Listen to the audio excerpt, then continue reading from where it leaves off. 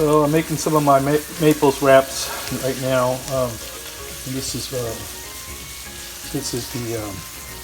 you know, it's hard to shoot video and cook at the same time. Anyway, that's the onions cooking up. Okay, we've added our pepper and salt already. Now we're going to put a little bit of Tony's in here.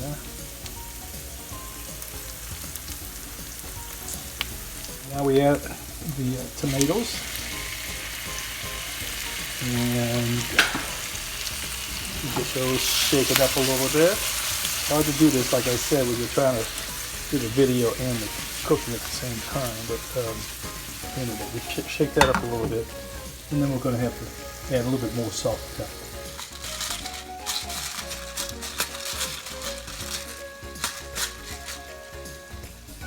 that. Okay, so we're going to cook this down now, and always kind of like a fairly high fire.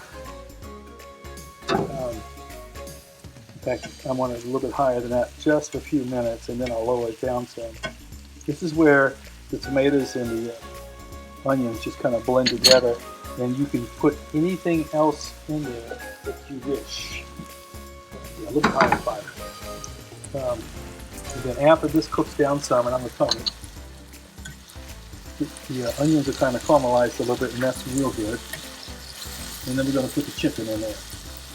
But you can put peas, you can put broccoli. In fact, I have to see if I have any spinach, because I really want to put some spinach. Oh well, I don't have any spinach.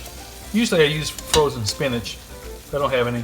So what I'm going to do is I'm going to put some frozen peas in here. And you see the tomatoes are cooked down now. And that's about where I want them. So I turn down the fire a little bit and turn it up back up while I put the frozen peas into there. If I don't have spinach, I'll use peas. I like the way the peas will make it taste sweet. Those will melt down in no time. Fantastic. So now we see the peas are turning green instead of frozen. And then we have some chicken that we got off a rotisserie chicken from Costco. And we're going to put chicken into the recipe now. Now this is going to be a wrap, but this could very easily go over rice or spaghetti, or as Julie likes to do sometimes, just put it inside of letter leaves, you know, and wrap that up. So the cheese I choose for this is extra sharp cheddar. I happen to love it. And you don't want to put too much. There's no such thing as too much cheese. Anyway, so I'm only making, I think, 2 burritos. I think that's what I have enough for in there.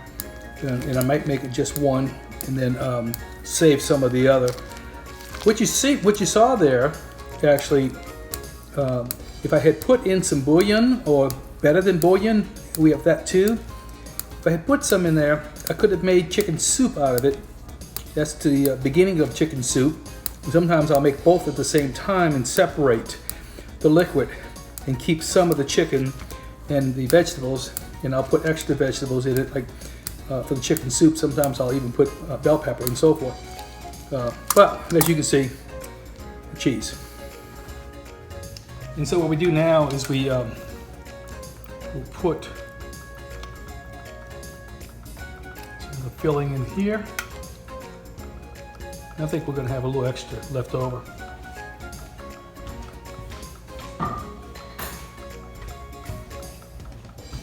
And then we'll put our cheese, like so. And then wrapping it is important. I try to get it so that, well, you know, tonight I think I'll eat it one side open. But you wrap it and you make certain that there's nothing going to come out the bottom or either side if you do wrap both sides. When I make these for people, other than myself, I normally put my little kitchen gloves on. I have little throwaway cafeteria gloves, I think they're called, or something, that Julie bought.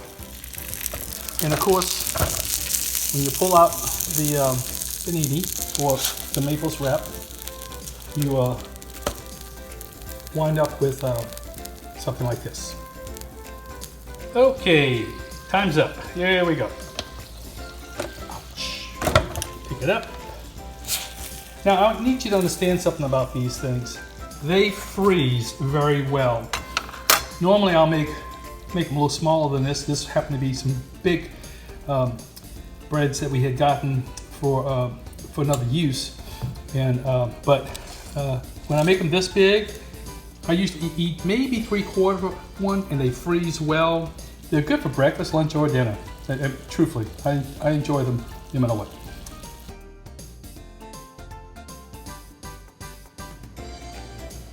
Okay, so once again, the final product I call a Maples wrap or a Michael's wrap, and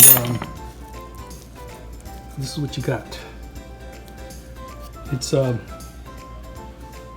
find it pretty delicious myself. Thanks for letting me spend time with you. I haven't done anything much lately on Facebook. Still recuperating, and of course COVID and all that, but my back surgery again went well, and I am doing very well recuperating. Thank you, Dr. Thomas, nurse practitioner, parent, and Michelle Jacob for taking such good care of me. Thank you so much. So, bon appetit.